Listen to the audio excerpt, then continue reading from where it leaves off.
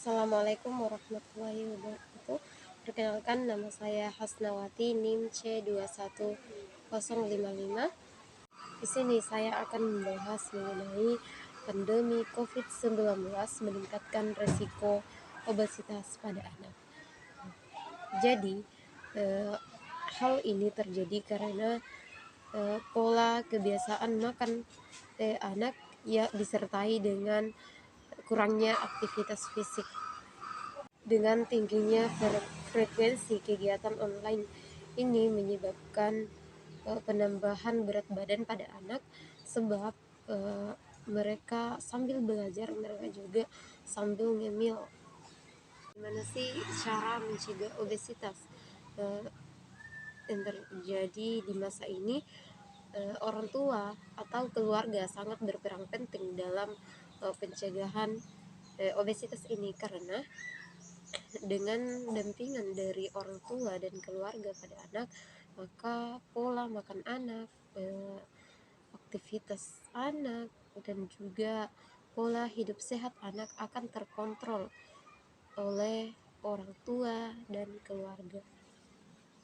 Cara penanggulangan dari obesitas ini adalah dengan melakukan aktivitas fisik, yakni membudayakan gerakan masyarakat hidup sehat atau disingkat dengan GERMAS. Apa sih itu obesitas? Menurut WHO, obesitas merupakan penumpukan lemak yang berlebihan akibat ketidakseimbangan antara asupan energi dengan energi yang digunakan dalam waktu lama. Menurut Kementerian Kesehatan Republik Indonesia menyatakan bahwa obesitas merupakan ketidakseimbangan antara asupan energi dengan energi yang digunakan, yang ditandai dengan adanya penumpukan lemak yang abnormal. Dari obesitas yang pertama itu sindrom resistensi insulin, yakni adanya penumpukan lemak pada bagian perut anak. Yaitu hipertensi.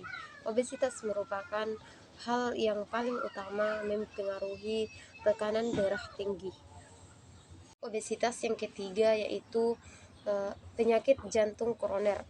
Penyakit jantung koroner yaitu penyakit yang terjadi akibat penyempitan pembuluh darah koroner.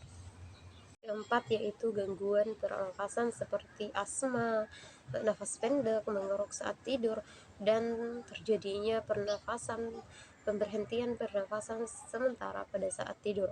Hal ini disebabkan karena adanya penimbunan lemak yang berlebihan di bawah diafragma di dalam dinding dada yang menekankan paru-paru, yaitu gangguan tulang persendian.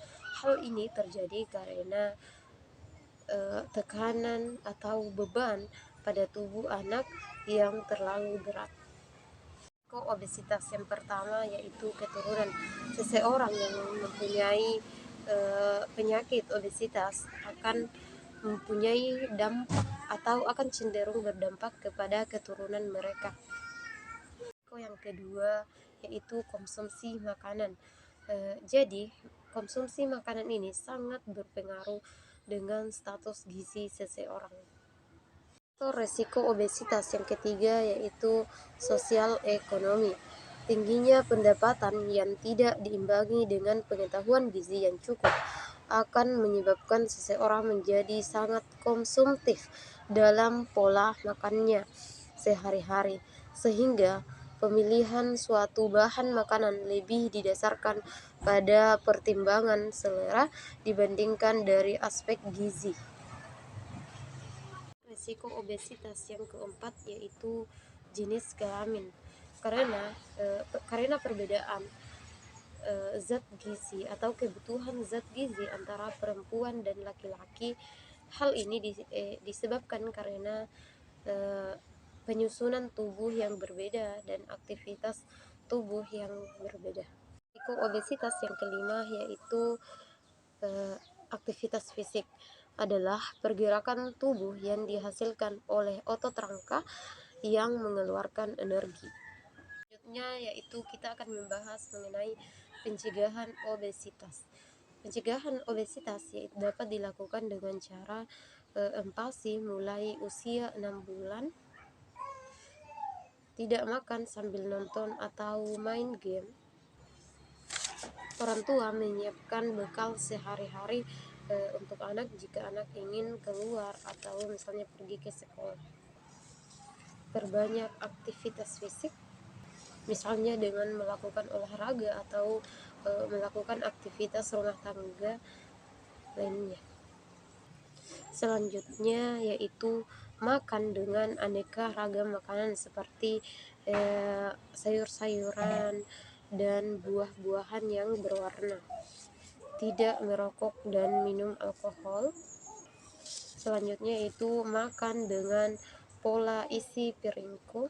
Pencegahan obesitas yang terakhir yaitu melakukan aktivitas dengan baik, benar, teratur, dan terukur. Bagaimana sih cara mengatasi obesitas? Yang pertama yaitu konsumsi sayur dan buah minimal 5 porsi setiap harinya. Yang kedua yaitu membatasi tidur yang berlebihan.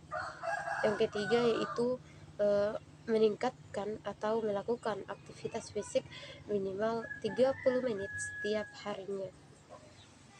Dan yang keempat yaitu selalu melakukan atau membiasakan pola makan teratur.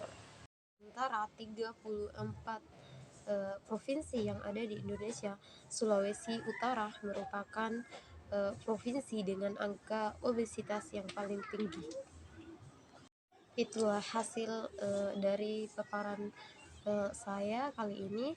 Semoga bermanfaat dan bisa memberi pelajaran kepada kita semua. Wabillahi taufiq wal hidayah.